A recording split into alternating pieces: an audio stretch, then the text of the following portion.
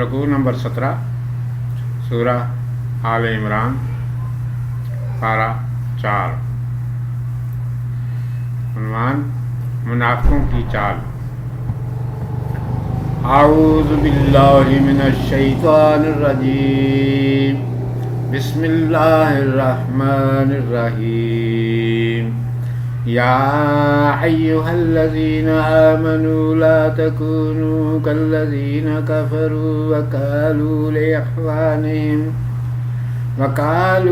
लिइख़वानिहिम इज़ा दरबू fill अर्ज़ि औ कानू गुज़्ज़न लौ कानू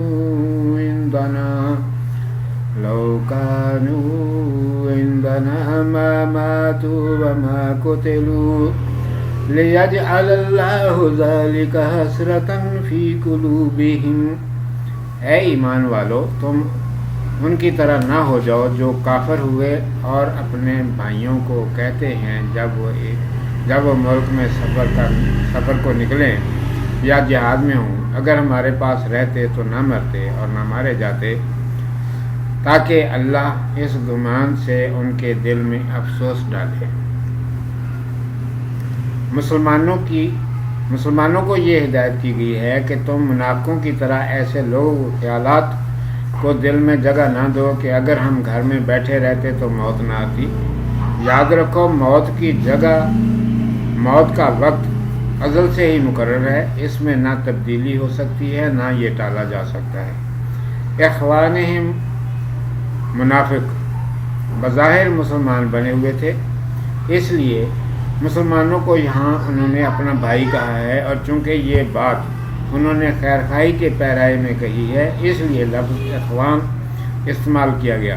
उन्होंने कहा कि हमारे भाई मुसलमान बाहर निकलकर खामखा मारे गए, अगर हमारे पास अपने घरों में ही बैठे रहते तो क्यों मारे जाते। मुनाफिकीन का मकसद ये था कि मुसलमानों के दिल में हसरत व अफसोस पैदा हो कि वाकई हमने गलती की जो बिला सोचे समझे घरों से निकल खड़े हुए और लड़ाई में कूद पड़े। मुनाफिकों के कहने पर चलते और घरों में बैठे रहते तो ये मुसीबत देखनी ना पड़ती। अगरचे यहूदियों ने मुसलमानों के दिलों में हसरत व अफसोस पैदा करने के लिए बहुत ज़ोर मारा और ऐसे ऐसे कलमे मुंह से निकाले, लेकिन मुसलमान ऐसे कच्चे ना थे जो उनकी इन बातों में आ जाते। ऐसे लोगों बातों से उल्टा मुनाफिकीन का राज फाश हो गया और उनकी बदनीति मुसलमानों पर ज़ाहिर हो गई। लियजअलल्लाहु ज़ालिका हसरतन फ़ी कुलूबिहिम, ताकि इस गुमान से अल्लाह ताला उनके दिलों में अफसोस डाले। के मानी बाज़ मुफस्सिरों ने यूँ किए हैं कि मुनाफिकीन की ज़बान और दिल पर ऐसी बातें अल्लाह ताला ने इसलिए जारी की कि खुदा उन्हें हमेशा इसी हसरत व अफसोस की आग में जलता छोड़ दे और वो आखिरत में भी हसरत व अफसोस ही करते रहें। और दूसरी हसरत उनको ये रहे कि अफसोस मुसलमान हमारी मानद ना हुए और हमारी बातों पर किसी ने कान न धरा, बल्कि उनमें से बाज़ शहीद हुए और बाकी फातह व मंसूर वापस लौटे। आज भी ग़ज़वा उहद के दिन के वाक़यात से बहुत कुछ हासिल किया जा सकता है, इसलिए कि ईमान व नफाक और हक़ व बातिल का मार्का हमेशा मौजूद रहेगा। मौत व हयात का मसला। वल्लाहु युहयी व युमीत वल्लाहु बिमा तअमलून बसीर वलइन कुतिलतुम फी सबीलिल्लाहि औ मुत्तुम लमग़फ़िरतुम मिनल्लाहि व रहमतुन खैरुम मिम्मा यजमऊन वलइन मुत्तुम औ कुतिलतुम ला इलल्लाहि तुहशरून। और अल्लाह ही जिलाता है और मारता है और अल्लाह तुम्हारे सब काम देखता है। और अगर तुम अल्लाह की राह में मारे गए या मर गए तो अल्लाह की बख्शिश और उसकी मेहरबानी उस चीज़ से बेहतर है जो वो जमा करते हैं। और अगर तुम मर गए या मारे गए तो अलबत्ता तुम अल्लाह के आगे इकट्ठे होगे। यहाँ मुनाफिकीन के इस गुमान का जवाब दिया गया है कि अगर मुसलमान घरों में रहते तो ना मारे जाते, اللہ تعالیٰ فرماتا ہے کہ مارنا اور زندہ کرنا میرے اختیار میں ہے، اس میں کسی کا دخل نہیں، میں جہاں چاہوں جب چاہوں انسان کو موت دیتا ہوں۔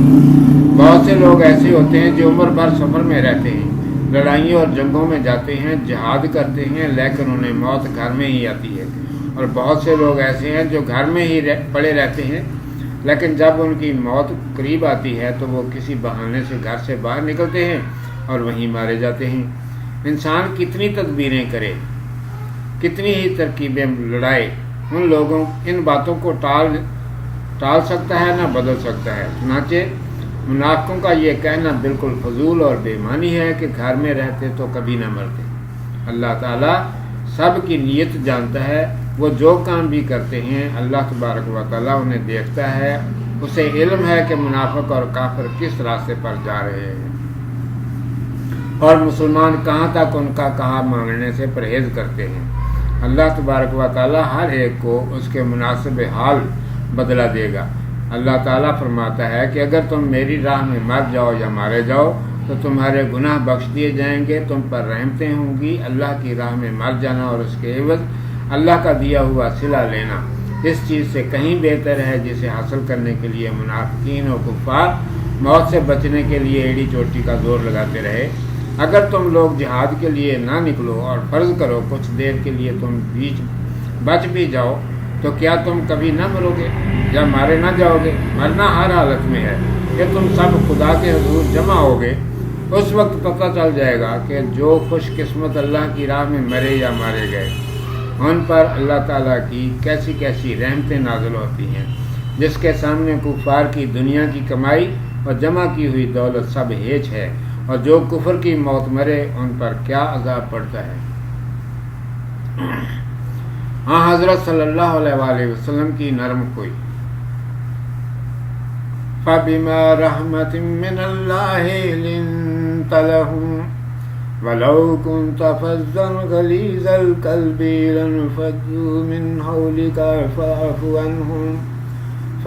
عَنْهُمْ وَاسْتَغْفِرْ لَهُمْ وَشَاوِرْهُمْ فِي الْأَمْرِ فَإِذَا عَزَمْتَ فَتَوَكَّلْ عَلَى اللَّهِ إِنَّ اللَّهَ يُحِبُّ الْمُتَوَكِّلِينَ۔ سو کچھ اللہ ہی کی رحمت ہے جو تو انہیں نرم دل مل گیا، اور اگر تو تندخو سخت دل ہوتا تو تیرے پاس سے منتشر ہو جاتے، سو تو انہیں معاف کر اور ان کے واسطے بخشش مانگ اور کام میں ان سے مشورہ لے۔ پھر جب تو اس کا ارادہ پکا کر چکا تو اللہ پر بھروسہ کر، اللہ توکل کرنے والوں سے محبت کرتا ہے۔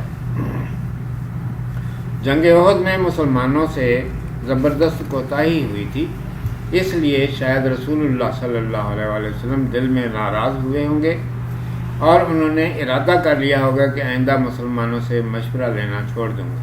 اس لیے اللہ تعالیٰ نے لطیف پیرائے میں مسلمانوں کی سفارش کی، پہلے اپنی طرف سے معافی کا اعلان کر دیا، کیونکہ رسول اللہ صلی اللہ علیہ وآلہ وسلم کا غصہ اور رنج خالص اپنے رب کے لیے ہی ہوتا ہے۔ پھر فرمایا کہ اللہ تعالیٰ کی یہ کتنی بڑی رحمت ہے کہ اس نے اپنے پیغمبر صلی اللہ علیہ وآلہ وسلم کو اس قدر خوش اخلاق اور نرم خو بنایا ہے۔ اگر رسول صلی اللہ علیہ وسلم تندخو یا سختی سے پیش آنے والے ہوتے تو کیا معلوم مسلمانوں سے اس معاملے میں کیسا رویہ اختیار کرتے۔ یہ قوم آپ کے گرد جمع نہ رہ سکتی، آپ مواخذہ سختی سے کرتے تو شرم و ندامت کے مارے یہ پاس بھی نہ آ سکتے۔ اس طرح یہ لوگ بہت بڑی خیر و برکت سے محروم رہ جاتے اور اسلامی جماعت کا شیرازہ بکھر جاتا۔ ان کی اصلاح کی غرض سے آپ صلی اللہ علیہ وسلم ان کی کوتاہیوں کو نظر انداز کر دیتے ہیں۔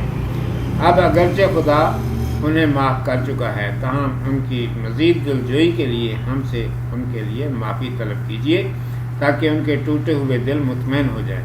ان سے ضروری معاملات میں مشورہ لیا کریں۔ مشورے کے بعد جب کوئی بات طے ہو جائے اور ارادہ پختہ ہو جائے تو خدا پر توکل کر کے اس پر سب قائم ہو جائیں، کیونکہ اللہ تعالیٰ توکل کرنے والوں کو پسند فرماتا ہے۔ حضرت علی رضی اللہ تعالیٰ عنہ نے حضور اکرم صلی اللہ علیہ وسلم سے دریافت کیا کہ یا رسول اللہ صلی اللہ علیہ وسلم، جو بات ہم کتاب و سنت میں نہ پائیں اس میں کیا طریقہ اختیار کریں؟ آپ صلی اللہ علیہ وآلہ وسلم نے فرمایا، سمجھدار اور خدا پرستوں سے مشورہ کرو اور کسی اکے دکے کی رائے پر عمل نہ کرو۔ اس آیت اور حدیث سے باہمی مشورے کی اہمیت ظاہر ہو جاتی ہے۔ نصرت الہی۔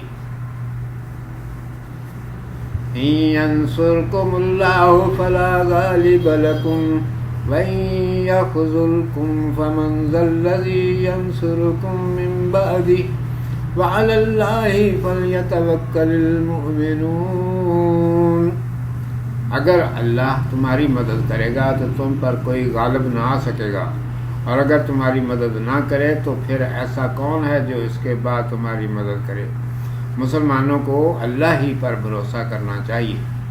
پچھلی آیت میں رسول اللہ صلی اللہ علیہ وآلہ وسلم سے فرمایا گیا تھا کہ اللہ تعالیٰ پر بھروسہ کیجیے۔ اس آیت میں یہ بتایا گیا ہے کہ بھروسے کے لائق اللہ تعالیٰ ہی کی ذات ہے جو سب سے زبردست اور سب سے غالب ہے۔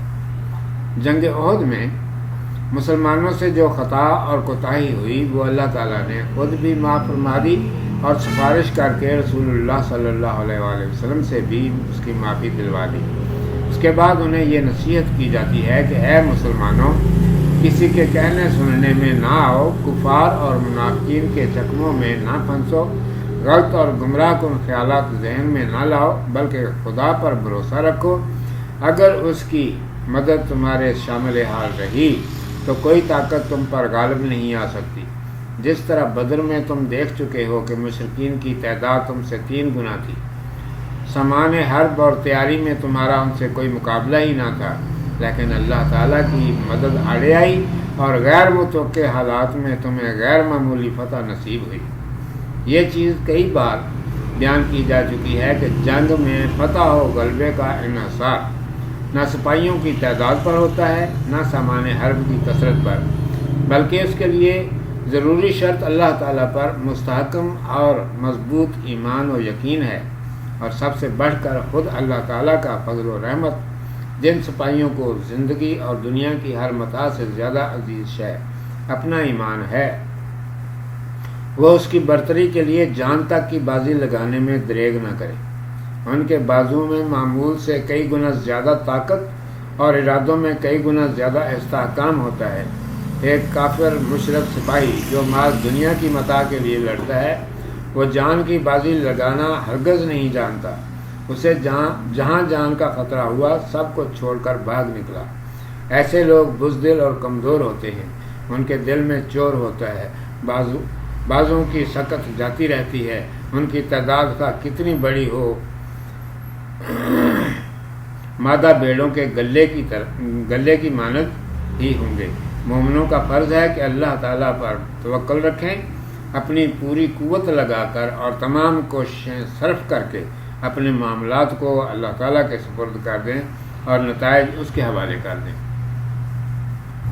نبی صلی اللہ علیہ وآلہ وسلم کی شان۔ وَمَا كَانَ لِنَبِيٍّ أَن يَغُلَّ وَمَن يَغْلُلْ يَأْتِ بِمَا غَلَّ يَوْمَ الْقِيَامَةِ ثُمَّ تُوَفَّى كُلُّ نَفْسٍ مَا كَسَبَتْ وَهُمْ لَا يُظْلَمُونَ أَفَمَنِ اتَّبَعَ رِضْوَانَ اللَّهِ كَمَن بَاءَ بِسَخَطٍ مِّنَ اللَّهِ وَمَأْوَاهُ جَهَنَّمُ وَبِئْسَ الْمَصِيرُ هُمْ دَرَجَاتٌ عِندَ اللَّهِ وَاللَّهُ بَصِيرٌ بِمَا يَعْمَلُونَ۔ اور نبی صلی اللہ علیہ وسلم کا کام نہیں کہ کچھ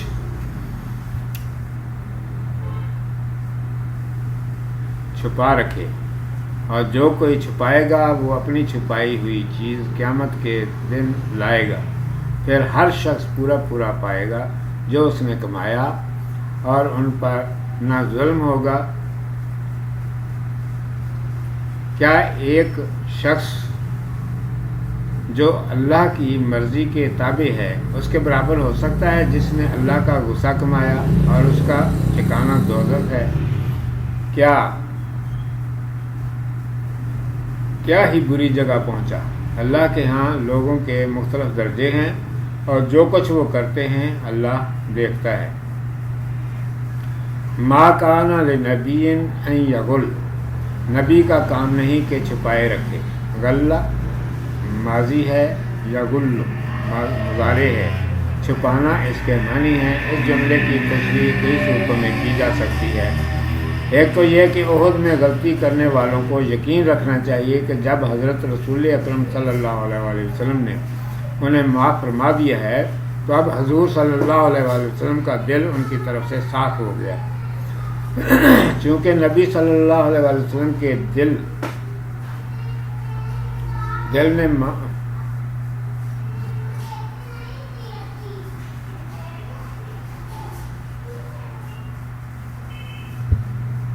اور زبان میں کوئی فرق نہیں ہوتا، چونکہ نبی علیہ السلام کے دل اور زبان میں کوئی فرق نہیں ہوتا، جو کچھ ان کے دل میں ہوتا ہے وہی ظاہر ہوتا ہے۔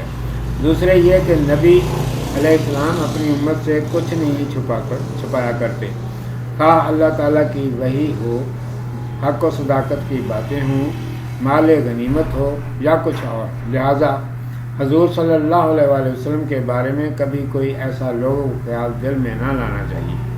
دوسری آیت میں نبی اور غیر نبی کا فرق اللہ تعالیٰ نے ایک واضح مثال کے ذریعے بیان فرمایا۔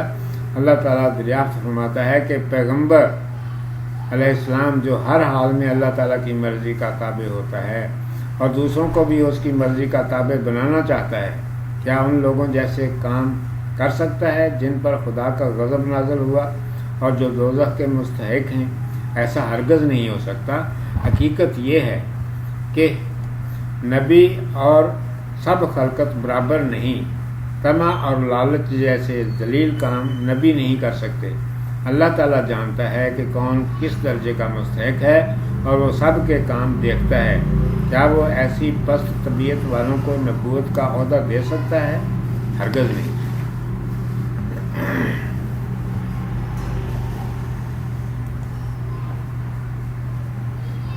رسول اللہ صلی اللہ علیہ وآلہ وسلم کے خصائص۔ لَقَدْ مَنَّ اللَّهُ عَلَى الْمُؤْمِنِينَ إِذْ بَعَثَ فِيهِمْ رَسُولًا مِّنْ أَنفُسِهِمْ يَتْلُو عَلَيْهِمْ آيَاتِهِ وَيُزَكِّيهِمْ وَيُعَلِّمُهُمُ الْكِتَابَ وَالْحِكْمَةَ وَإِنْ كَانُوا مِنْ قَبْلُ لَفِي ضَلَالٍ مُبِينٍ۔ اللہ نے ایمان والوں پر احسان کیا جو انہی میں سے ان میں رسول بھیجا، وہ ان پر اس کی آیات پڑھتا ہے اور انہیں پاک کرتا ہے اور انہیں کتاب اور دانائی کی بات سکھاتا ہے، اور وہ تو اس سے پہلے سری گمراہی میں تھے۔ منّا احسان کیا، من ماضی، یمن مضارع ہے، امتنان، منت، ممنون وغیرہ الفاظ اسی سے نکلے ہیں اور اردو میں عام استعمال ہوتے ہیں۔ قرآن مجید میں یہ ایک واحد مثال ہے کہ اللہ تعالیٰ نے اپنے بندوں پر کوئی احسان جتلایا ہے۔ انسانوں پر اللہ تعالیٰ کا بڑا احسان ہے کہ اس نے ان میں انہی کی طرح کے ایک انسان رسول بنا کر بھیجے جس کے پاس بیٹھنا، جس سے بات چیت کرنا، اس سے کلام الہی کو سمجھنا اور ہر قسم کی برکتوں سے فائدہ اٹھانا آسان ہے۔ اس رسول صلی اللہ علیہ وآلہ وسلم کے حالات، اخلاق، امانت، دیانت، پاک بازی اور خدا ترسی انہیں خوب معلوم ہے۔ اپنی ہی قوم اور کنبے کے آدمی سے جب معجزے ظاہر ہوتے دیکھتے ہیں تو ان پر ایمان لے آنا آسان ہے۔ اگر کوئی جن یا فرشتہ رسول بن کر آتا تو اس کے معجزے دیکھ کر لوگ یہ بہانہ کر سکتے تھے کہ یہ ہماری جنس سے نہیں، اس لیے اس کے اخلاق و اعمال ہمارے لیے ناقابل تقلید ہیں۔ لہذا اس نے انسان رسول بھیجا جو خوش اخلاق، رحم دل، نرم خو اور شفیق ہے، جس سے وہ بے تکلف فیض حاصل کر سکتے ہیں۔ رسول اللہ صلی اللہ علیہ وآلہ وسلم کو اللہ تعالیٰ نے 4 بنیادی خوبیاں عطا کی ہیں۔ ان کا ذکر سورہ بقرہ میں بھی گزر چکا ہے۔ نمبر 1، حضور اکرم صلی اللہ علیہ وسلم اللہ کی آیات پڑھ پڑھ کر لوگوں کو سناتے ہیں، جن کے ظاہری معنی عرب کے لوگ اہل زبان ہونے کی وجہ سے بڑی آسانی سے سمجھ لیتے تھے۔ نمبر 2، وہ لوگوں کو شرک، بت پرستی، بدکاری اور گناہوں سے پاک کرتے ہیں، ان کی گندگیوں کو دور کر کے دلوں کو صاف کرتے ہیں۔ نمبر 3، وہ اللہ تعالیٰ کی کتاب کی تعلیم دیتے ہیں، جہاں جہاں سمجھنے میں کچھ مشکل پیش آئے وہاں شبہات دور کر کے واضح کرتے ہیں۔ نمبر 4، وہ لوگوں کو حکمت کی تعلیم دیتے ہیں، تہ تک پہنچنا سکھاتے ہیں، قرآن مجید کے اسرار و رموز اور گہری باتیں سمجھاتے ہیں۔ رسول اللہ صلی اللہ علیہ وآلہ وسلم نے اپنی تعلیم و محبت سے اس عرب قوم کو ساری دنیا کا ہادی اور معلم بنا دیا، جو صدیوں سے جہالت اور گمراہی میں ڈوبی ہوئی تھی، جسے دنیا کی کوئی خوبی اور کمال حاصل نہ تھا۔ ابتلا کا شکوہ۔ اولما اصابتکم مصیبۃ قد اصبتم مثلیہا قلتم انا ھذا قل هو من عند انفسکم ان اللہ علی کل شیء قدیر۔ کیا جس وقت تمہیں ایک تکلیف پہنچی کہ تم اس سے دو چند پہنچا چکے ہو تو کہتے ہو یہ کہاں سے آئی؟ تو کہہ یہ تکلیف تمہیں تمہاری ہی طرف سے پہنچی، بے شک اللہ ہر چیز پر قادر ہے۔ بہت پہلے سے جنگ احد کا واقعہ بیان کیا جا رہا تھا، اس کی ضروری تفصیل ذکر کر دی گئی، پھر اس کوتاہی کا ذکر کیا گیا جو اس جنگ میں مسلمانوں سے سرزد ہوئی۔ اس کے بعد عفو درگزر ہوا، اللہ تعالیٰ نے ان تیر اندازوں کو بھی معاف فرما دیا اور رسول اللہ صلی اللہ علیہ وسلم سے بھی معافی دلائی۔ اس سلسلے میں نبی کریم صلی اللہ علیہ وسلم کے اخلاق و فضائل، آپ صلی اللہ علیہ وسلم کے وجود کی برکتیں اور آپ صلی اللہ علیہ وسلم کی خصوصیات بیان کی گئیں۔ مسلمانوں سے یہ بھی کہہ دیا گیا کہ اس نبی صلی اللہ علیہ وسلم کا تم میں پیدا ہونا تم پر اللہ کا ایک بہت بڑا احسان ہے، تم اس کی قدر پہچانو اور اس نعمت کا شکر ادا کرو۔ اب پھر احد کا قصہ زیر بحث لایا جاتا ہے۔ مسلمانوں سے یہ کہا جاتا ہے کہ جنگ احد میں تمہیں جو تکلیف اور نقصان اٹھانا پڑا، کیا تم کو اس پر تعجب ہے اور یہ پوچھتے ہو کہ یہ مصیبت کہاں سے آ گئی؟ تم یہ سمجھتے ہو کہ ہم تو مسلمان تھے، اللہ کی راہ میں حق کے دشمنوں سے لڑنے کے لیے نکلے تھے، اللہ تعالیٰ امداد کا وعدہ بھی فرما چکا تھا، پھر یہ مصیبت ہم پر کیوں کر اور کدھر سے نازل ہوئی؟ ایسا کہتے وقت تمہیں سوچنا چاہیے کہ جس قدر تکلیف تمہیں پہنچی اس سے دگنی تکلیف اس سے قبل تمہارے دشمنوں کو پہنچ چکی ہے۔ احد میں تمہارے 70 آدمی شہید ہوئے اور جنت کے وارث بنے، بدر میں ان کے 70 آدمی مارے گئے اور دوزخ میں جھونکے گئے، ساتھ ہی ان کے 70 آدمی تمہارے ہاتھ قید ہوئے جن پر تمہیں پورا اختیار تھا، اگر تم چاہتے تو قتل بھی کر سکتے تھے۔ پھر بدر کے علاوہ جنگ احد میں بھی پہلے ان کے 20 سے زیادہ آدمی قتل ہو چکے ہیں۔ اگر یہاں تمہارا نقصان ہوا تو ادھر دیکھو، انہیں بدر میں تباہ کن شکست مل چکی ہے، اور احد میں بھی جب تم پوری دل بستگی سے لڑے تو ان کے چھکے چھوٹ گئے اور بدحواس ہو کر بھاگ نکلے۔ اگر غور کرو تو تم خود ہی اس مصیبت کا سبب بنے۔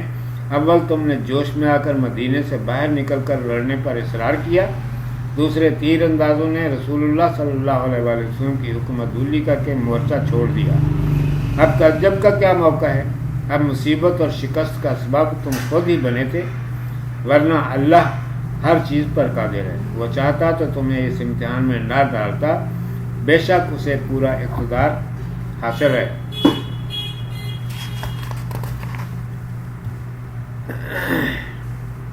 آزمائش کا مقصود۔ وما أصابكم يوم التقى الجمعان فبإذن الله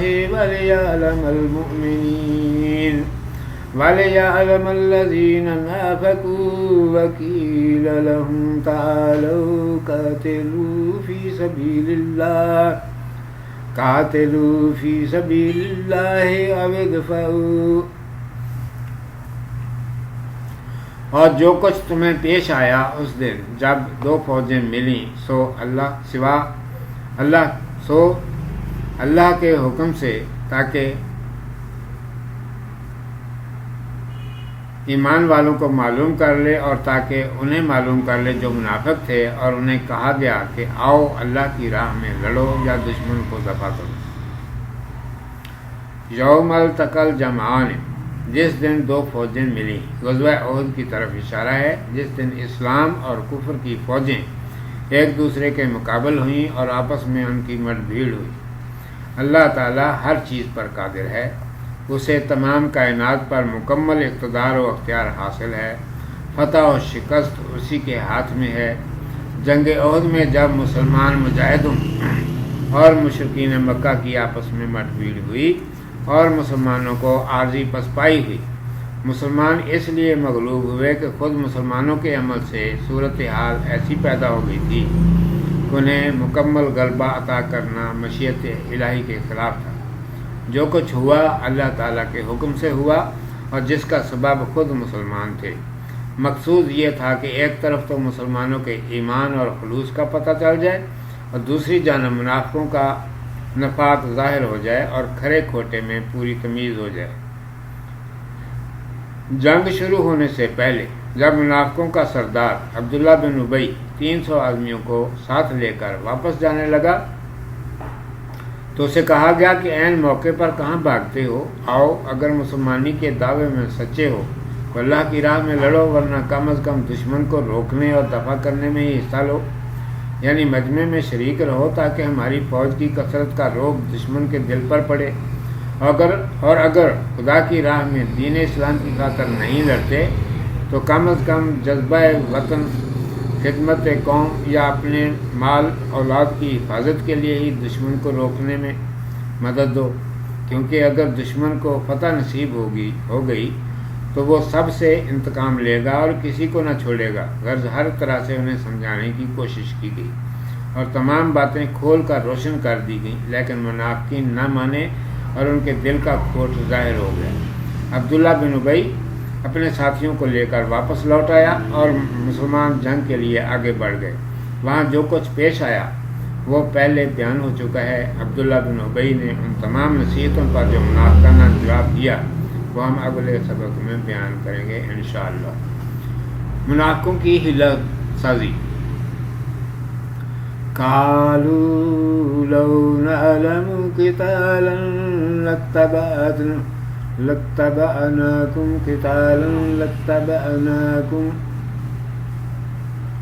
هم للكفر يومئذ أقرب منهم للإيمان يقولون بأفواههم ما ليس في قلوبهم والله أعلم بما يكتمون الذين قالوا لإخوانهم وقعدوا لو أطاعونا ما قتلوا قل فادرءوا عن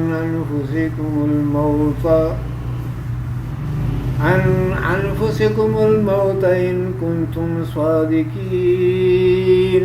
بولے اگر ہم کو لڑائی معلوم ہو تو البتہ تمہارے ساتھ رہیں۔ وہ لوگ اس دن بنسبت ایمان کے کفر کے زیادہ قریب ہیں، اپنے منہ سے وہ کہتے ہیں جو ان کے دل میں نہیں، اور اللہ خوب جانتا ہے جو کچھ چھپاتے ہیں۔ وہ لوگ ہیں جو اپنے بھائیوں کو کہتے ہیں اور آپ بیٹھ رہے ہیں، اگر وہ ہماری بات مانتے تو مارے نہ جاتے۔ تو کہہ اب ہٹا دیجیے اپنے اوپر سے موت کو اگر تم سچے ہو۔ میدان جنگ میں سب سے بڑی مدد اور قوت اس بات میں سمجھی گئی ہے کہ لڑنے والوں کو پیچھے سے کمک پہنچے یا انہیں آس ہو کہ ان کے ساتھی اور حمایتی ان کی پشت پر ہیں اور مدد کو آیا ہی چاہتے ہیں۔ اس کے برعکس وہ سپاہی حد درجے پریشان خیال اور پژمردہ ہو رہتے ہیں جن کے اپنے ساتھی ساتھ چھوڑ جائیں اور انہیں کسی مدد کی توقع نہ رہے۔ عبداللہ بن ابی نے مسلمان مجاہدوں سے یہی رویہ اختیار کیا، یعنی اس وقت جب دشمن سامنے تھا اور اسلام اور کفر کی ٹکر ہونے کو تھی، وہ اپنے ساتھیوں کو لے کر واپس چلا گیا۔ جب اس سلسلے میں اسے سمجھایا بجھایا گیا تو جواب میں یہ کہا کہ لڑائی تو ہوتی نظر نہیں آتی، اگر ہمیں معلوم ہوتا کہ لڑائی سچ مچ ہونے والی ہے تو ضرور تمہارے ساتھ چلتے۔ اب بھی جب دیکھیں گے کہ لڑائی شروع ہو گئی ہے تو تمہارے ساتھ آئیں گے۔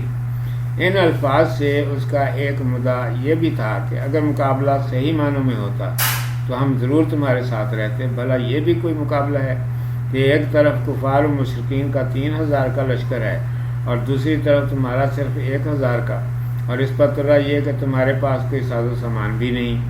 یہ لڑائی نہیں بلکہ اپنے آپ کو خواہ مخواہ ہلاکت میں ڈالنا ہے۔ اس کے بیان کے دوسرے معنی یہ بھی ہو سکتے ہیں کہ اگر ہم جنگ کرنا جانتے یا فن لڑائی کے قاعدوں سے واقف ہوتے تو ضرور تمہارے ساتھ رہتے۔ گویا دل میں انہوں نے مسلمانوں کو طعنہ دیا کہ تم ہمارے مشورے پر نہیں چلے، اوروں کی رائے پر عمل کیا ہے، گویا ہمیں لڑائی کے قاعدوں سے ناواقف سمجھا گیا ہے۔ ان لوگوں نے اس حرکت سے مسلمانوں کو نقصان پہنچانے کی کوشش کی اور کافروں کو تقویت پہنچائی۔ انصار مدینہ کو کہنے لگے کہ ہماری بات مان کر گھر میں بیٹھے رہتے تو یوں مارے نہ جاتے۔ اللہ تعالیٰ نے ان سے یہ کہا کہ اگر گھر میں بیٹھے رہنے سے بھی موت سے بچ نہیں سکتے تو پھر بہادروں کی طرح میدان میں نکل کر اسے کیوں نہ قبول کیا جائے۔ شہداء زندہ ہیں۔ وَلَا تَحْسَبَنَّ الَّذِينَ قُتِلُوا فِي سَبِيلِ اللَّهِ أَمْوَاتًا بَلْ أَحْيَاءٌ عِندَ رَبِّهِمْ يُرْزَقُونَ فَرِحِينَ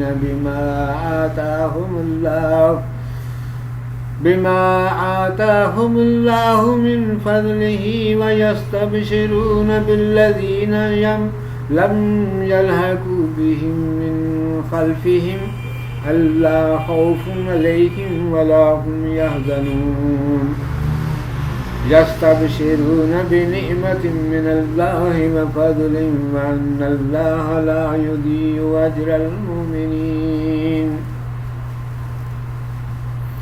اور ان لوگوں کو جو اللہ کی راہ میں مارے گئے مردہ نہ سمجھو بلکہ وہ زندہ ہیں، اپنے رب کے پاس کھاتے پیتے اس پر خوشی کرتے ہیں جو اللہ نے انہیں اپنے فضل سے دیا، اور ان کی طرف سے خوش ہوتے ہیں جو ابھی تک ان کے پاس نہیں پہنچے ان کے پیچھے سے، اور اس واسطے کہ نہ ان کو ڈر ہے اور نہ انہیں غم ہے۔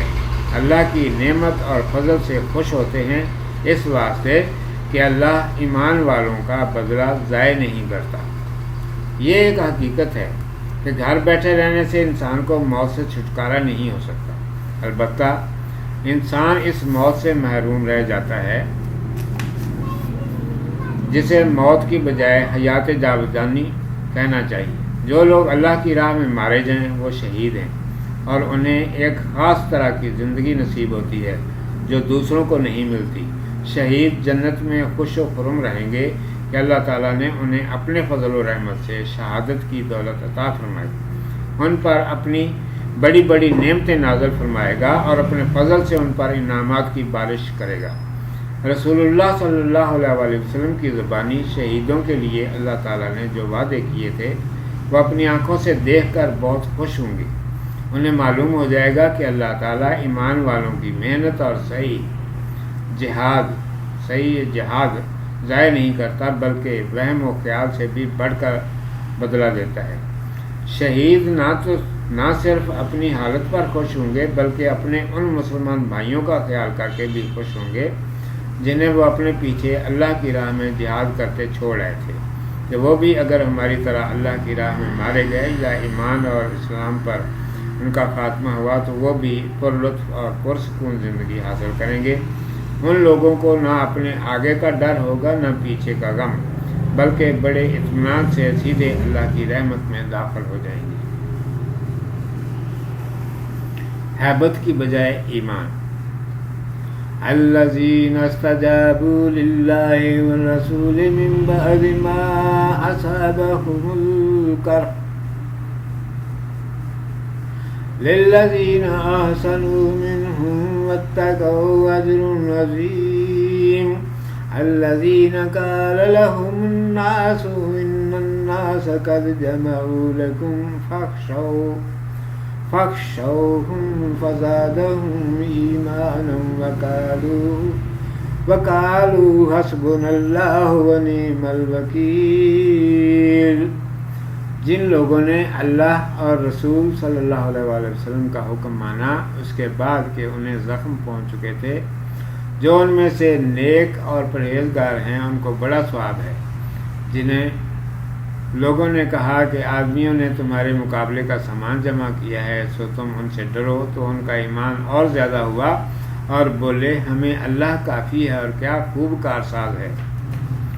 ان آیات کے شان نزول میں ایک واقعہ بیان کیا جاتا ہے۔ جنگ احد میں جب مسلمانوں پر اونگ طاری ہو گئی اور وہ تازہ دم ہو کر دشمنوں کے مقابلے میں ڈٹ گئے، سخت گھمسان کا رن پڑا اور مشرکین مکہ شکست کھا کر بھاگے۔ ابو سفیان کفار کے اس لشکر کا سردار تھا۔ مکہ کو واپس جاتے ہوئے راستے میں رکا اور دل میں سوچنے لگا کہ ہم نے بڑی غلطی کی جو یوں ہی شکست خوردہ اور زخم کھائے ہوئے مسلمانوں کو چھوڑ کر چلے آئے۔ بہتر تھا کہ آج انہیں ختم ہی کر دیا جاتا۔ آپس میں ان کے مشورے ہونے لگے کہ پھر مدینہ چل کر مسلمانوں کا کام تمام کیا جائے۔ رسول اللہ صلی اللہ علیہ وآلہ وسلم کو جب یہ خبر ملی کہ ابو سفیان دوبارہ حملہ کرنے کا ارادہ رکھتا ہے تو آپ صلی اللہ علیہ وآلہ وسلم نے مدینہ میں اعلان فرما دیا کہ جو لوگ کل احد کے میدان میں ہمارے ساتھ لڑائی میں شریک تھے آج دشمن کا پیچھا کرنے کے لیے تیار ہو جائیں۔ مسلمان مجاہد میدان جنگ میں شدید زخم کھا چکے تھے، وہ زخموں سے چور ہو رہے تھے۔ بظاہر اب ان میں مقابلے کی کوئی طاقت نہ تھی، لیکن رسول خدا صلی اللہ علیہ وآلہ وسلم کی پکار سن کر وہ فوراً تیار ہو گئے۔ اس آیت میں اللہ تعالیٰ نے انہی نیک بندوں کا ذکر فرمایا ہے۔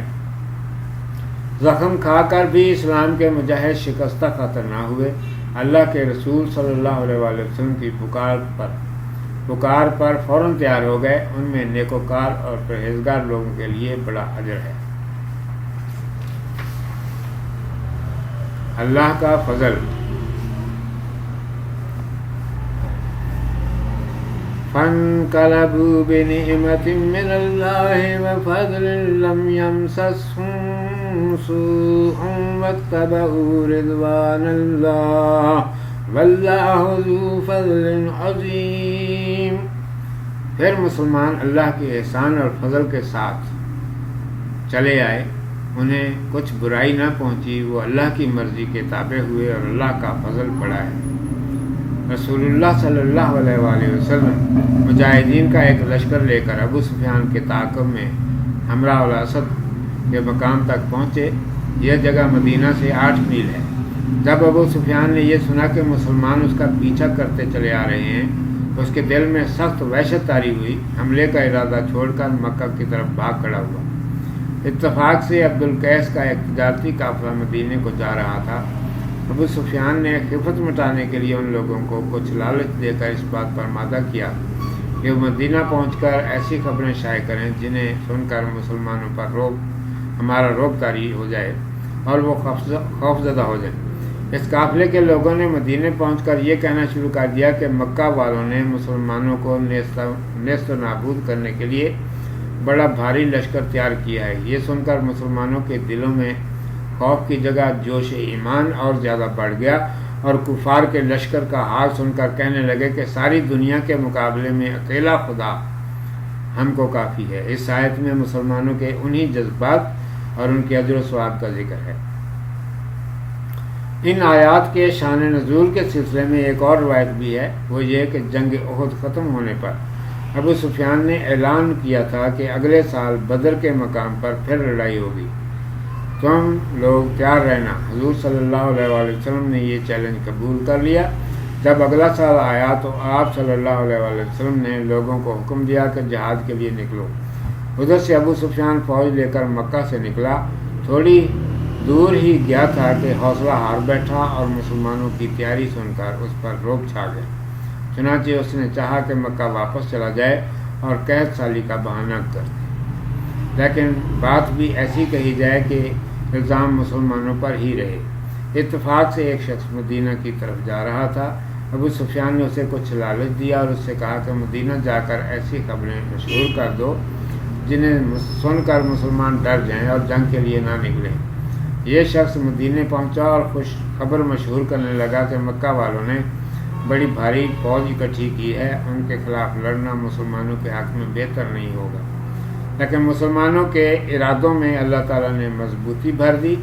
انہوں نے کہا کہ ہمارے لیے اللہ کافی ہے۔ آخر مسلمان وعدے کے مطابق بدر کے میدان میں پہنچے۔ وہاں بہت بھاری بازار لگا کرتا تھا۔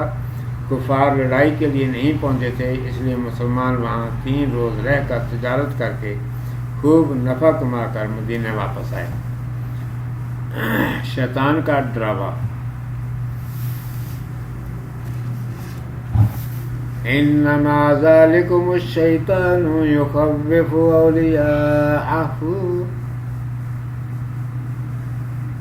اولیاءه فلا تخافوهم وخافون ان کنتم مؤمنین ولا يحزنك الذین یسارعون فی الکفر انهم لن يضروا الله شيئا يريد الله ألا يجعل لهم حظا في الآخرة ولهم عذاب عظيم۔ یہ شیطان ہے کہ اپنے دوستوں سے ڈراتا ہے، سو تم ان سے مت ڈرو اور مجھ سے ڈرو اگر ایمان رکھتے ہو، اور تجھے وہ لوگ غم میں نہ ڈالیں جو کفر کی طرف دوڑتے ہیں۔ وہ اللہ کا کچھ نہ بگاڑیں گے۔ اللہ چاہتا ہے کہ ان کو فائدہ نہ دے آخرت میں، اور ان کے لیے بڑا عذاب ہے۔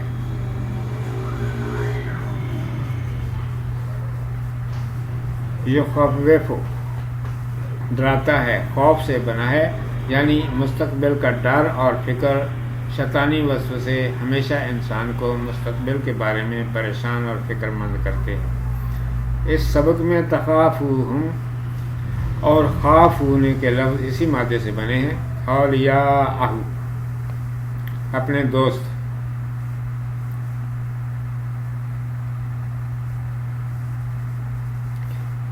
اس کا واحد ولی ہے جس کے معنی دوست، حمایتی اور مددگار کے ہوتے ہیں۔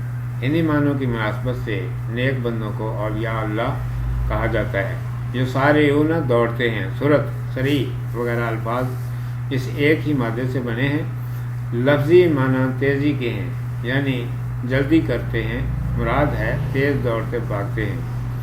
حظاً کوئی فائدہ، حظ کے معنی لذت، فائدہ اور حصہ ہے۔ اللہ تعالیٰ مسلمانوں سے فرماتا ہے کہ جو آدمی تمہارے دشمنوں کے بارے میں غلط خبریں پھیلا کر تم پر روک ڈالنا چاہتا ہے وہ شیطان ہے، اور شیطان کا بہکایا ہوا ہے۔ اس کی غرض یہ ہے کہ ان کا روگ تم پر بٹھا کر تم کو خوف زدہ کر دے۔ سو تم اگر ایمان رکھتے ہو، اور تم ایمان ضرور رکھتے ہو، اس سے نہ ڈرو۔ اور اللہ تعالیٰ نے فرمایا کہ تم شیطان سے نہ ڈرنے کا ثبوت عملی طور پر دے چکے ہو، لہذا ان شیطانوں سے بالکل نہ ڈرو بلکہ صرف مجھ سے ڈرو۔ منافق لوگ اس کی باتوں میں آ کر کفر کی طرف دوڑتے ہیں۔ تم ان منافقوں کی حرکتوں کو دیکھ کر غم نہ کھاؤ اور فکر مند نہ ہو۔ یہ نہ تو پیغمبر صلی اللہ علیہ وآلہ وسلم کا کچھ بگاڑ سکتے ہیں، نہ اللہ کے دین کو کوئی ضرر پہنچا سکتے ہیں، بلکہ سراسر اپنا ہی نقصان کر رہے ہیں۔ اللہ تعالیٰ ان کے نفاق کے بدلے انہیں انتہائی ناکامی دے گا، اور آخرت میں انہیں بہت سخت سزا ملے گی۔ ایمان کے بدلے کفر۔ ان الذين اشتروا الكفر بالإيمان لن يضروا الله شيئا ولهم عذاب أليم ولا يحسبن الذين كفروا أنما نملي لهم خير لأنفسهم إنما نملي لهم ليزدادوا إثما وَلَهُمْ عَذَابٌ مُّهِينٌ۔ جنہوں نے ایمان کے بدلے کفر مول لیا، اللہ کا کچھ نہ بگاڑ سکے، اور ان کے لیے دردناک آگے ان کے لیے دردناک عذاب ہے۔ اور کافر یہ نہ سمجھے کہ ہم جو انہیں مہلت دیتے ہیں ان کے حق میں کچھ بھلا ہے۔ ہم تو انہیں اس لیے مہلت دیتے ہیں تاکہ وہ گناہ میں ترقی کریں، اور ان کے لیے خوار کرنے والا عذاب ہے۔ اشترو انہوں نے مول لیا۔ اشتراءن اس کا مصدر ہے، اس کے معنی خریدنا اور فروخت کرنا دونوں ہیں۔ یہاں خریدنے اور مول لینے کے معنوں میں آیا ہے، یعنی انہوں نے ایمان و یقین کو چھوڑ کر کفر و انکار اختیار کر لیا ہے، ایمان کے بدلے وہ کفر کی زندگی اختیار کر رہے ہیں۔ مہین خوار کرنے والا لفظ اہانت بھی اس مادے سے ہے جس کے معنی ذلت و خواری اور بےعزتی کے ہوتے ہیں۔ اللہ تعالیٰ ہر مومن مسلمان کو اس قسم کے عذاب سے بچائے۔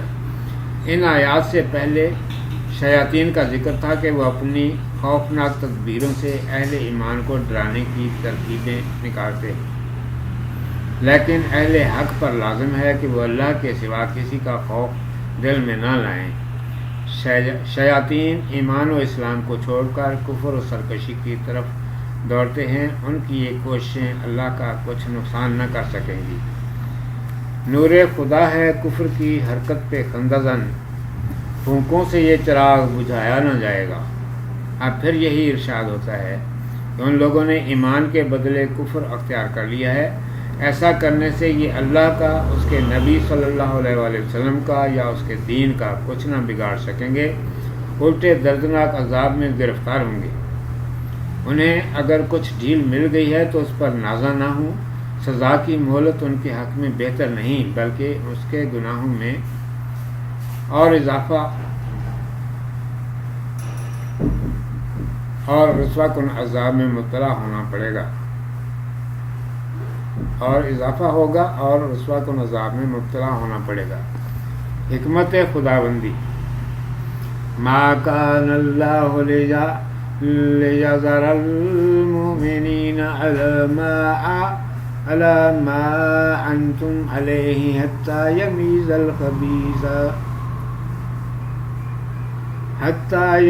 الخبیث من الطیب وما كان الله ليطلعكم على الغيب ولكن الله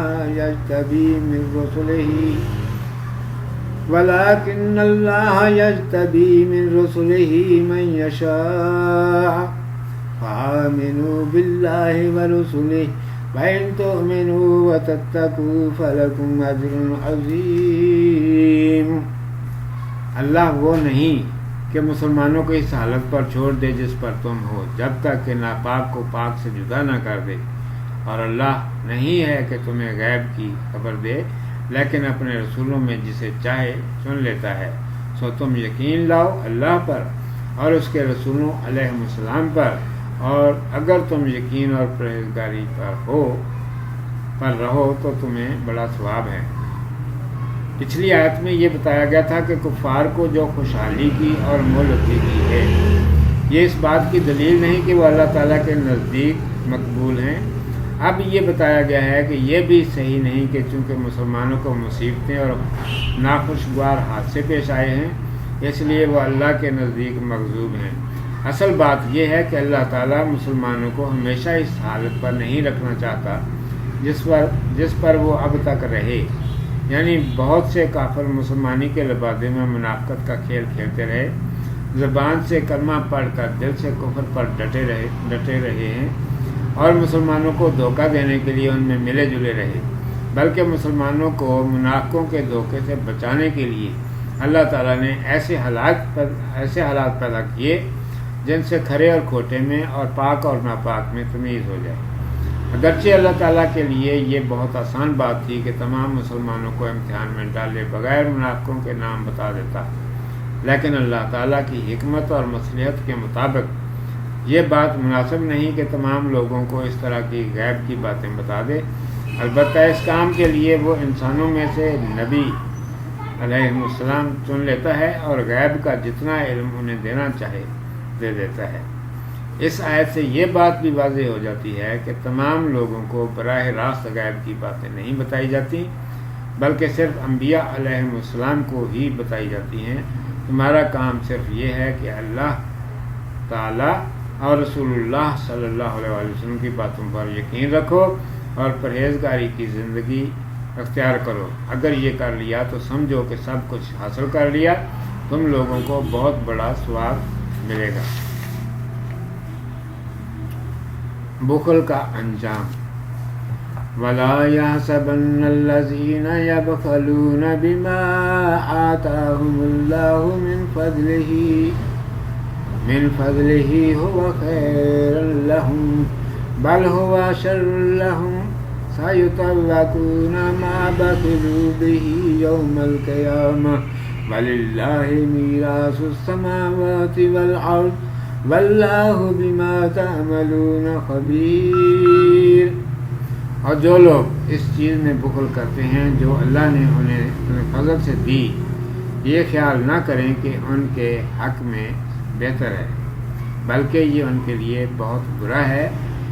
ان کے گلوں میں وہ مال توق بنا کر ڈالا جائے گا جس میں بخل کیا تھا قیامت کے دن، اور اللہ آسمان و زمین کا وارث، اور جو تم کرتے ہو اللہ اسے جانتا ہے۔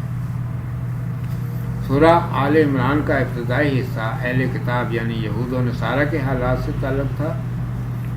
درمیان میں منافقین کی حالت بیان کرنے کے لیے جنگ احد کا واقعہ ذکر کیا گیا۔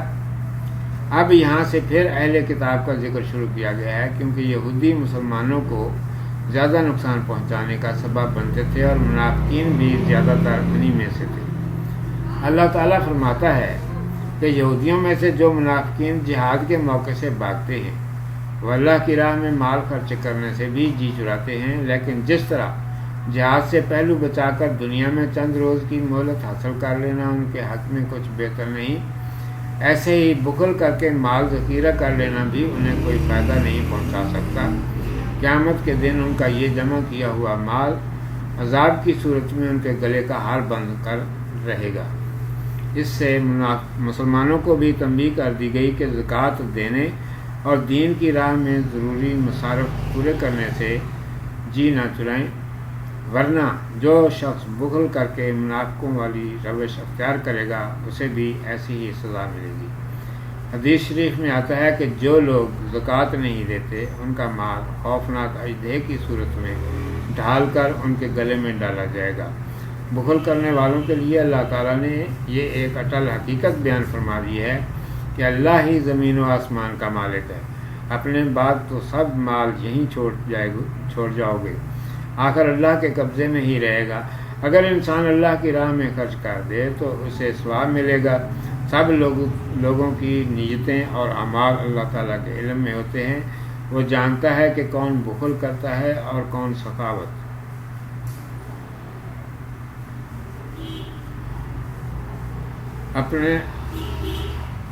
اپنے اعمال کے موافق ہی بدلہ ملے گا، لہذا دل کھول کر اس کی راہ میں خرچ کرنا چاہیے۔ صدق اللہ مولانا العظیم وصدق رسولہ النبی الامی الکریم۔